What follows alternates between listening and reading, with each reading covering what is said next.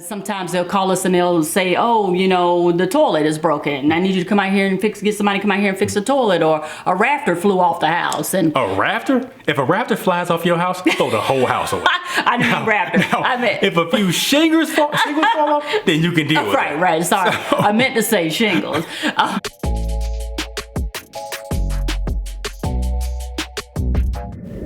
Hey, YouTubers. My name is Stephanie. And I'm Chris. And welcome to our story. Today we're going to be talking about what? Watching the bottom line? Watching the bottom line. I've been waiting on this one. Oh, yeah. Because it seems like everybody out there has that whole HD TV effect going on. Oh, yeah. They got to have the vaulted ceiling, the plantation shadows.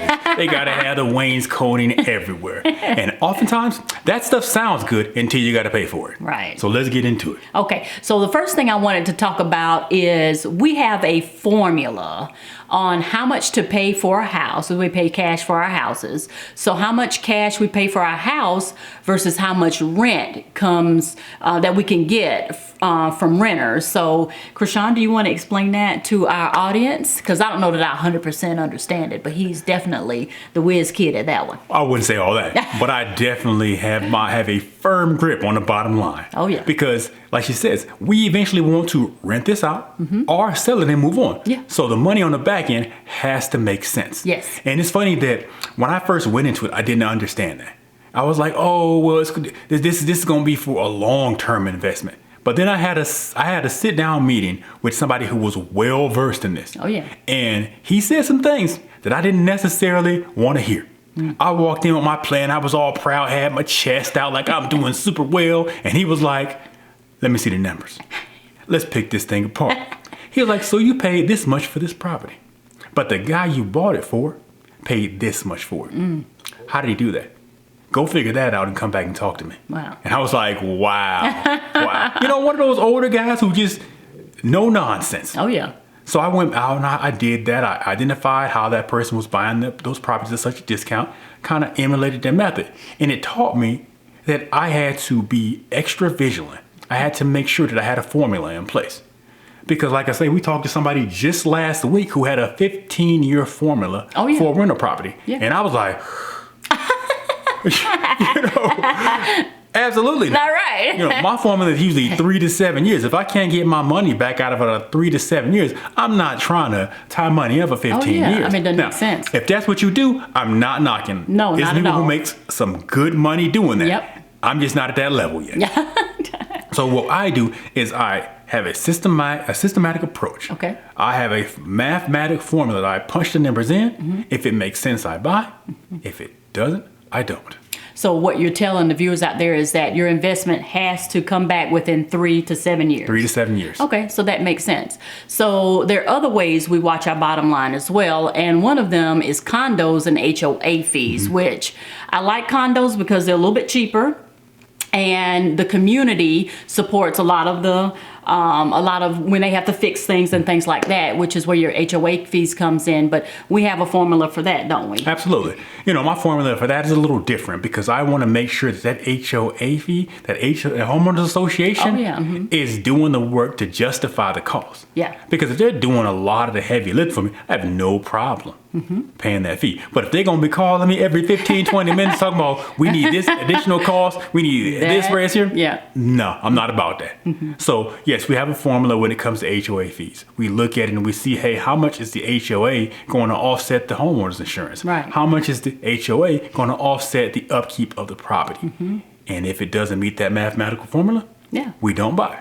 And if it does, we do. Because the HOA fees are coming out of the rent, right, from what we're getting. So that's going to be subtracted right off the dot. Exactly. And then we still have to pay insurance on this property too. So once you put in that HOA fee, that's even less than you're getting for what, a standardized single family home? Once you put it, it depends on the property. Sometimes it can be high depending on what they offer, and sometimes it can be extremely low. I tell everybody the same thing. Be wary on both ends. If you got one that's overly expensive, caution. If you got one that's super low, danger.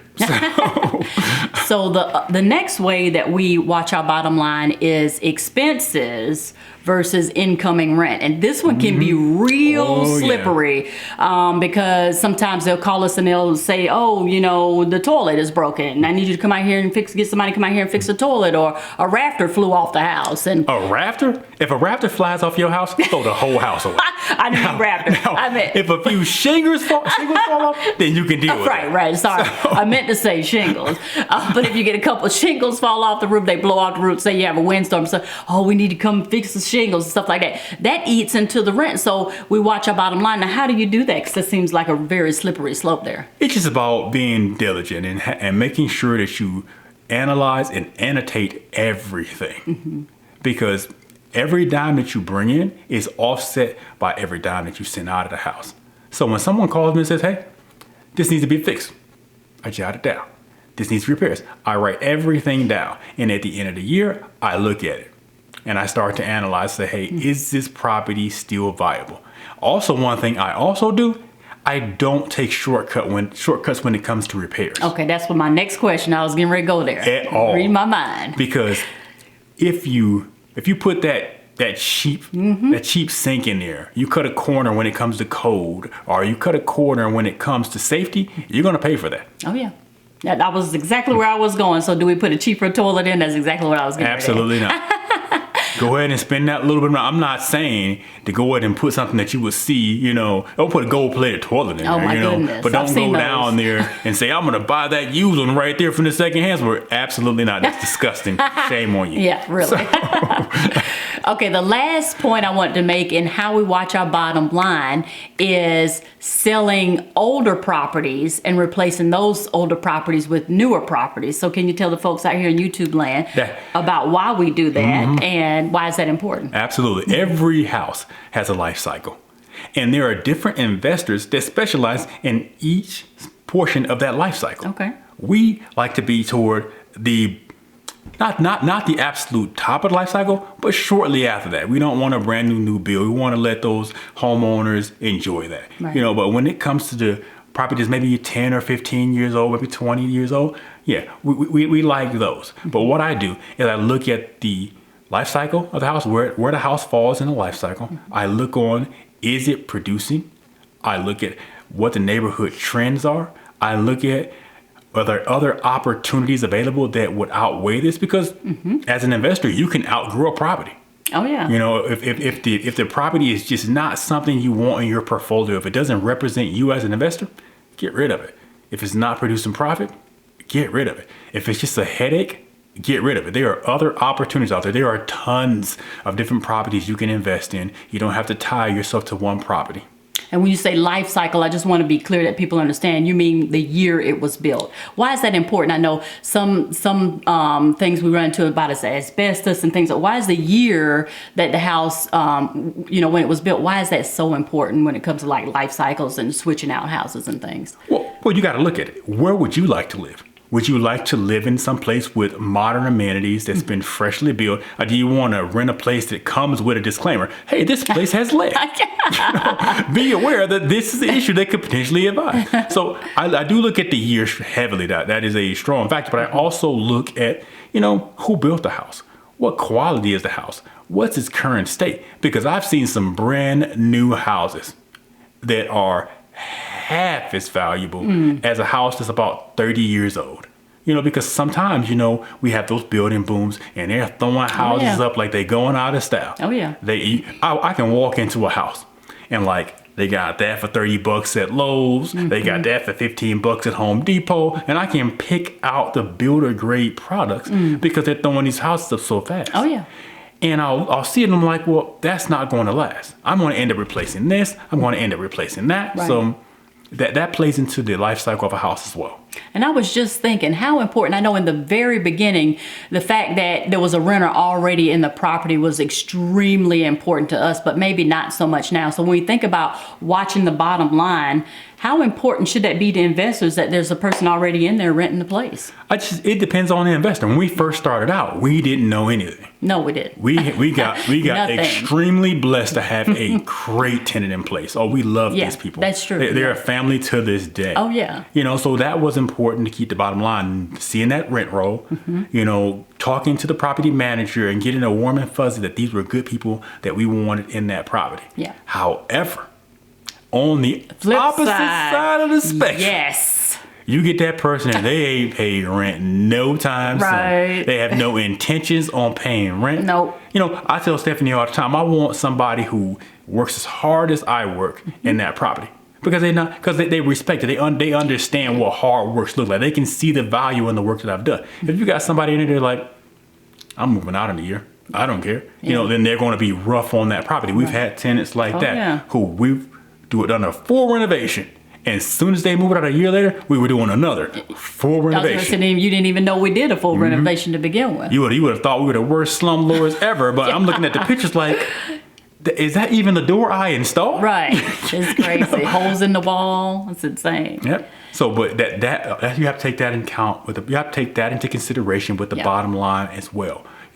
What kind of investor are you? Right. What kind of image do you want to put out to the world about the kind of work that you do? Because I'm all about ethics, and I never want to own a place that I wouldn't live in personally. That's an excellent tip. Very, very good tip. Well, did you want to leave our YouTubers with any other advice or quick tips? Because you have them. Well, if I were to leave you with a quick tip, it would be this. When looking at the overhead, make sure that you understand where your expense threshold is. Okay. Make sure you calculate in your emergency fund because You're going to need that. you're going to need that. Yeah. At least 10% just to be safe. I think that's my personal rule of thumb. Whatever I think I'm going to spend, I estimate in another 10% for the unexpected. So you do that, you should be good to go. Very good tip. Well, we want to thank you guys for watching today and thank you for supporting our channel and what we do. We're just so thankful.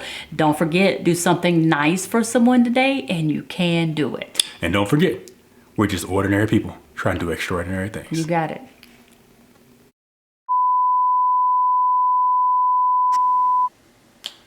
Testing 1, 2, 3. Testing 1, 2, 3. We're just ordinary people doing. Extraordinary things. Okay, that was a little slow.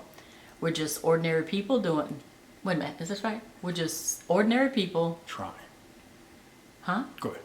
We're just ordinary people. Trying to do extraordinary things. Extraordinary things. Extraordinary. What do you think? Looks good. Testing 1, 2, 3. 1, 2, 3. My name is Stephanie and I'm Chris. and welcome to our story.